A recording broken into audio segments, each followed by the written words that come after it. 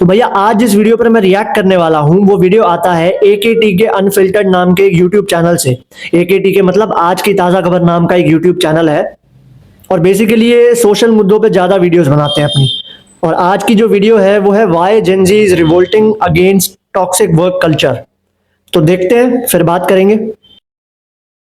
देखिए आजकल एक वीडियो बहुत तेजी से वायरल हो रही है जिसमें एक जेन ज़ी लड़की एयरपोर्ट पर खड़ी होकर अपने मैनेजर को खुलेआम कॉल आउट कर रही है। मेरे टॉक्सिक मैनेजर का मैसेज आया है ग्रुप पे। मैंने उसको बोला था 22 जनवरी को कि मैं 19 फरवरी को वियतनाम जाऊंगी, ठीक है, तो मुझे छुट्टी चाहिए। मैंने बोला भी नहीं कि वियतनाम जाऊंगी, मैंने बोला कि कहीं तो जाऊंगी, मेरी कुछ ट्रिप प्लान है तो मैं नहीं अवेलेबल हूँ। तो उसने तब तो कुछ नहीं बोला, विल टॉक अबाउट इट। अब 19 फरवरी आ चुकी है आज, ठीक है, तो फिर मैं आ गई हूँ। अभी जब एयरपोर्ट आ गई तो मुझे बोल रहा है I wanted to inform you कि तुम्हारी जो लीव है वो हमें कैंसिल करनी पड़ती है क्योंकि प्रोजेक्ट की अर्जेंसी आ चुकी है। अब एक पागल आदमी, मैं एयरपोर्ट पे खड़ी हुई इस वक्त अपने दोस्तों के साथ, अपने सामान के साथ। जब मैं आज़ादी मिल रही है, मेरे घर वाले अलाउड करते हैं। जब पहली बार तो मैं सुन के अपने घर वालों की, इस लड़की को देखकर तो मेरे को अपने पुराने दिन याद आ गए। जाने कहां गए वो दिन। अबे ओ उजड़ी हुई रियासत के लुटे हुए सुल्तान। आगे देखते हैं। वीडियो में लड़की कहती है कि उसने 1 महीने पहले अपनी छुट्टी के बारे में बता दिया था, लेकिन उसके मैनेजर ने आखिरी समय पर ग्रुप में मैसेज डालकर उसकी लीव कैंसिल कर दी।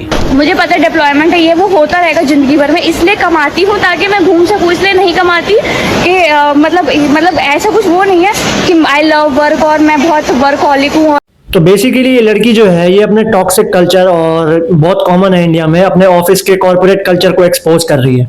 अब जिन लोगों ने बीपीओ में, कॉर्पोरेट कल्चर में, ऐसी कंपनियों में काम किया है उनको ये चीज पता है कि वहां का कल्चर कैसा है। तुम वहां पे कुछ भी मांग लो, बस लीव और लीव मत मांगो।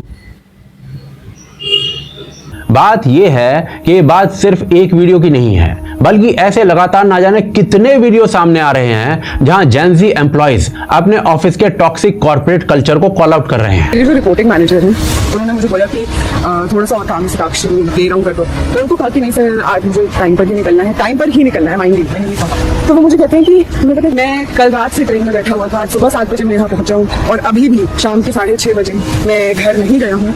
मतलब ये जबरदस्ती स्ट्रगल को ग्लोरीफाई करना, व्हाई इज दिस इम्पोर्टेंट। तो भैया इसमें मेरे को एक चीज अच्छी लगी है कि हमारा जो जेन ज़ी है वो जो चीज गलत है उसको खुल के उसी समय कॉल आउट करता है, ना कि हमारे पुराने लोगों की तरह जो हर चीज को सहता चला जा रहा था। आगे देखते हैं। इनफैक्ट ये आइसोलेटेड इंसिडेंट्स नहीं है, ये एक लार्जर ट्रेंड का हिस्सा है। जेन ज़ी ओपनली कॉर्पोरेट कल्चर को चैलेंज कर रही है। हमें यह समझना होगा कि इससे पिछली जनरेशन यानी कि मिलेनियल्स, इनके काम करने का तरीका क्या था। देखिए बहुत से मिलेनियल्स का करियर उस समय शुरू हुआ जब 2008 में दुनिया में बड़ी इकोनॉमिक क्राइसिस आई हुई थी। उस समय ग्लोबल लेवल पर लाखों जॉब्स खत्म हो गई थी, कई कंपनीज ने हायरिंग रोक दी थी, कई लोगों के ऑफर लेटर्स कैंसिल हो गए थे। भारत में भी ये बात तो सच है भैया, क्योंकि पूरी दुनिया में जो 2008 की इकोनॉमिक क्राइसिस है वो आज तक की सबसे बड़ी क्राइसिस मानी जाती है। सबसे बड़ा स्टॉक मार्केट का जो क्रैश आया था वो भी 2008 में आया था। एक बार आप भी देखना गूगल पे, आपको पता चलेगा। आईटी, बैंकिंग और प्राइवेट सेक्टर में अनसर्टेनिटी बढ़ गई थी। उस समय जॉब मिलना ही बहुत बड़ी उपलब्धि माना जाता था। इसीलिए उस जनरेशन ने एक माइंडसेट बना लिया था कि अगर जॉब बचानी है तो एक्स्ट्रा मेहनत करनी होगी, देर तक ऑफिस में रुकना होगा, वीकेंड पर भी काम करना पड़े तो करना होगा। कई लोगों के लिए अवेलेबल रहना जॉब सिक्योरिटी हो चुका था उस समय। अगर मैनेजर ने रात को 10 बजे कॉल किया है तो उठाना ही होगा, अगर छुट्टी कैंसिल हुई है तो चुपचाप मान लेना होगा। उस समय कॉर्पोरेट वर्ल्ड में एक कॉमन सोच थी कि जो एम्प्लॉय ज्यादा घंटे काम करता है वही ज्यादा लॉयल है। अगर किसी ने मैनेजर को मना किया तो उसे नेगेटिव नजर से देखा जाता था। वर्क लाइफ बैलेंस की बातें प्रेजेंटेशन में होती थी, लेकिन ग्राउंड रियलिटी अलग थी। बहुत सी जगहों पर अनपेड ओवरटाइम कॉमन था।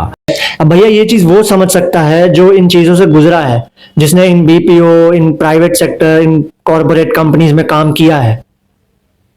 परफॉर्मेंस रिव्यू में भी देखा जाता था कि कौन एम्प्लॉय हमेशा रेडी रहता है एक्स्ट्रा काम करने के लिए। मैं पर्सनली खुद उस दौर में काम कर चुका हूं, तो पर्सनल लेवल पर आपको बता सकता हूं कि मैंने किस तरीके से काम किया है। लेकिन फिर धीरे धीरे समय बदला।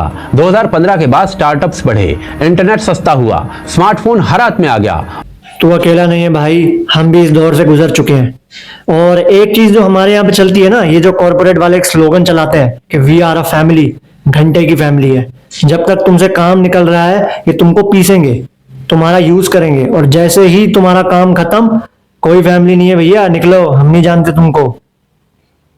ऑनलाइन बिजनेस बढ़े और इसके कुछ सालों बाद 2020 में पेंडेमिक आ गया, वर्क फ्रॉम होम नॉर्मल हो गया। तब बहुत से एम्प्लॉयज को महसूस हुआ कि काम फ्लेक्सिबल तरीके से भी हो सकता है, रोज ऑफिस में फिजिकली बैठना ही प्रोडक्टिव होने का पैमाना नहीं है। और जेनजी वालों का करियर इसी टाइम शुरू हुआ है। और लगभग 1 साल मैंने भी वर्क फ्रॉम होम ही किया था। काफी बढ़िया माहौल होता है। यानी वो लोग जो 1997 के बाद पैदा हुए हैं, ये लोग बचपन से ही इंटरनेट और सोशल मीडिया के साथ बड़े हुए हैं और इसी कारण से इनका काम करने का जो तरीका है वो पिछली पीढ़ी से अलग है। इन्हें कॉर्पोरेट का जो वर्क कल्चर है आज वो बहुत इलॉजिकल लग रहा है, जिसको आज ये ओपनली कॉल आउट कर रहे हैं। और देखिए इसके पीछे कुछ रीजंस भी हैं। सबसे पहला कारण है मेंटल हेल्थ। आज की जनरेशन ओपनली एंजाइटी, स्ट्रेस और बर्नआउट पर बातें करती है। 2023 के ग्लोबल सर्वे में लगभग 46% जेनजी वालों ने कहा था कि मेंटल हेल्थ उनके लिए टॉप प्रायोरिटी है। आधे से ज्यादा लोगों ने यह भी कहा था कि अगर वर्क प्लेस एनवायरनमेंट टॉक्सिक है। ये बात तो सही है भैया कि आज के टाइम में जितना डिप्रेशन है, जितनी एंजाइटी है, वो शायद पहले नहीं था उतना। क्योंकि पहले लोग ज्यादातर आउटडोर खेलना, आउटडोर घूमना फिरना ये सब प्रेफर करते थे, क्योंकि सोशल मीडिया था ही नहीं, तो घर में बैठ के करोगे क्या। लेकिन आज सोशल मीडिया है, इंटरनेट है, तो स्ट्रेस भी है, डिप्रेशन भी है। तो ये चीज अच्छी है कि जेनजी मेंटल हेल्थ को कॉल आउट कर रहा है। और भैया अगर तुम्हारी मेंटल फिजिकल हेल्थ ही अच्छी नहीं है तो तुम पैसा कमा के काम करके करोगे क्या। तो वो जॉब छोड़ने के बारे में सोच सकते हैं। And one of the things we find is that young people don't want to have तो बेसिकली जब मैंने भी नया नया इन कंपनीज में काम करना शुरू किया था तो मेरे मन में भी ये रहता था कि अच्छा बन के रहना है, मेहनत करनी है और जैसा वो बोले वैसे ही काम करना है। लेकिन जैसे जैसे तुम एक्सपीरियंस होते जाओगे ना, तुम्हें समझ में आता जाएगा कि इनको घंटा फर्क नहीं पड़ता। क्योंकि हमारे देश की आबादी इतनी है, अगर एक नहीं है तो 10 और लाइन में खड़े हैं। था अब यूथ ओपनली डिप्रेशन, बर्नआउट जैसी चीजों को एक्सप्रेस करते हैं। दूसरा कारण है क्वाइट क्विटिंग। जिन्हें इस वर्ड का मतलब नहीं पता तो उनको बता देता हूं, इसका मतलब जॉब छोड़ना नहीं है। इसका मतलब है कि एम्प्लॉय अपनी जॉब डिस्क्रिप्शन के हिसाब से काम करेगा, लेकिन एक्स्ट्रा अनपेड एफर्ट नहीं देगा। आसान भाषा में कहें तो जितना कहकर जॉब में रखा गया है उतना ही काम, उसके अलावा कुछ नहीं। एंड देखिए इसका एक रीजन भी है। फॉर एग्जाम्पल कुछ दिन पहले एक मामला सामने आया था जिसमें एक एम्प्लॉय ने कहा था कि वो सुबह 11:30 बजे ज्वाइन करेगा, क्योंकि पिछली रात वो 8:30 बजे तक ऑफिस में था। अब इस बात पर उसके सीनियर ने उसे सबके सामने डांट दिया। अब ऐसे केसेस को देखकर यंग एम्प्लॉइज को ऑब्वियसली लगता है कि लंबे समय तक ऑफिस में बैठना, अपने तय वर्क से ज्यादा काम करना, उसका कोई फायदा नहीं है। और अगर उन्हें सबके सामने ह्यूमिलिएशन झेलना पड़े तब तो बिल्कुल भी नहीं। अब बेसिकली बात तो सही है, क्योंकि जैसा मैंने बताया कि जो पुराना टाइम था वहां पर लोग अपनी बेइज्जती थोड़ी सह जाते थे कि अगर 4 लोगों के सामने उनकी बेइज्जती हो रही है तो ठीक है, कोई बात नहीं, मजबूरी है, अभी तो नौकरी छोड़ नहीं सकते। लेकिन आज का टाइम ऐसा है कि भैया अगर तूने मेरे को 4 लोगों के सामने सुना दिया तो तेरी खैर नहीं। क्योंकि आज की जनरेशन के लिए पर्सनल लाइफ उतनी इंपॉर्टेंट है, शायद पुरानी जनरेशन के लिए उतनी नहीं थी। उनके लिए सैक्रिफाइस ज्यादा इंपॉर्टेंट था। और एक चीज मैं आपको बताऊं कि जर्मनी, कनाडा ऐसी जगहों पे अगर आप काम करते हो ना, तो वहां पे जो लेबर लॉ है वो बहुत स्ट्रिक्ट है। वहां पे अगर आपने जैसे 7 घंटे से ज्यादा काम किया तो आपको जितनी देर आपने फिर काम किया आपको उसके हिसाब से पे आउट भी मिलेगा। लेकिन वही कंपनी अगर इंडिया में है, वही कंपनी ने अपनी ब्रांच इंडिया में खोल रखी है, तो यहाँ पे ऐसा नहीं है। यहाँ पे आप 9 घंटे काम करो चाहे 10 घंटे काम करो, आपको पेमेंट उतनी ही मिलेगी जितनी आपकी सैलरी डिसाइड हुई है। और ये चीज जब मैं अपने सीनियर्स के साथ या अपने काम करने वालों के साथ डिस्कस करता था तो वो एक ही बात कहते थे कि भैया हमारे देश को छोड़ के पूरी दुनिया को पता है कि यहाँ का लॉ कैसे काम करता है। पॉइंट को हाईलाइट करना चाहता हूं। नो डाउट ये जो जेनजी है जो कर रही है वो सही मूव है। वो टॉक्सिक वर्क कल्चर को बिना लॉजिक के ग्लोरीफाई नहीं कर रही। लेकिन एट द सेम टाइम इसका ये मतलब नहीं है कि हर कंपनी, हर कॉर्पोरेट ही गलत है, हर मैनेजर खराब है। कई जगह सच में काम का दबाव होता है। Consulting, investment banking, product launches, media, health care, इस टाइप के सेक्टर्स में लास्ट मिनट चेंजेस कॉमन होते हैं। जो अपॉर्चुनिटीज आज के टाइम में अवेलेबल हैं, 15 या 20 साल पहले कोई इंसान सोच भी नहीं सकता था कि ये चीजें होंगी। ऑनलाइन बिजनेस है, आज फ्रीलांसिंग है, कंटेंट क्रिएशन है। तो एक आदमी क्यों 10 से 12 घंटे एक कमरे में बिताएगा और क्यों किसी आदमी की गालियां खाएगा, वो भी सिर्फ 20 से 25 हजार रुपए के लिए। जबकि भैया 20 से 25 हजार रुपए तो आज रैपिडो या उबर चलाने वाला भी कमा लेता है। तीसरा कारण है माइंडसेट। मिलेनियल्स जो थे वो अभाव के माइंडसेट में बड़े हुए। उन्हें लगता था कि जॉब मिलना मुश्किल है और खो देना बहुत आसान है। वहीं दूसरी तरफ जेनजी कंपैरेटिवली डिजिटल इकोनॉमी में बड़ी हुई है। Freelancing, remote jobs, online business, content creation, इस टाइप के ऑप्शंस की बाढ़ है आज। लिंक्डइन, जॉब पोर्टल्स और नेटवर्क प्लेटफॉर्म्स की वजह से जॉब सर्च करना पहले से बहुत आसान हो चुका है। तो ज्यादातर आपको जो प्रेशर मिलेगा वो sales field, customer support, backend, chat support, इन चीजों में ज्यादा मिलता है। अब क्योंकि मेरा थोड़ा एक्सपीरियंस ज्यादा है इन चीजों में, इसलिए मैं जानता हूं थोड़ा इन चीजों के बारे में। है, पर हाँ, ये बात उस एम्प्लॉय को पहले से ही बता देनी चाहिए ताकि उसकी एक्सपेक्टेशंस और रियलिटी क्लियर हो जाए। और दूसरी बात ये भी सच है कि कंपनी आपको सैलरी इसलिए देती है ताकि कर्मचारी ठीक से काम करे। अगर कोई कर्मचारी अपनी जिम्मेदारी ठीक से नहीं निभा रहा तो कंपनी को भी नुकसान होता है। ये बात तो बिल्कुल ठीक है। देखो, प्राइवेटाइजेशन का अपना एक बेनिफिट है, लेकिन प्राइवेटाइजेशन का अपना एक नुकसान भी है। इससे कोई फर्क नहीं पड़ता कि कंपनी का ओनर कौन है, कंपनी कौन चला रहा है, या कंपनी में कितने लोग काम कर रहे हैं।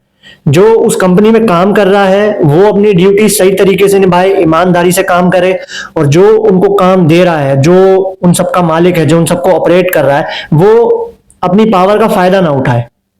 तो भैया क्यों कोई खामाखाई विद्रोह करेगा किसी चीज के लिए। अब मेरे को इसका इंग्लिश वर्ड नहीं मिल रहा था, इंग्लिश में क्या बोलते हैं इसको। इनफैक्ट कुछ सर्वेस तो बताते हैं कि जेन ज़ी में एक बड़ा वर्ग टोटली अनफिट है एम्प्लॉयमेंट के लिए। We found that 74% of them believe Gen Z is more challenging to work with than other generations.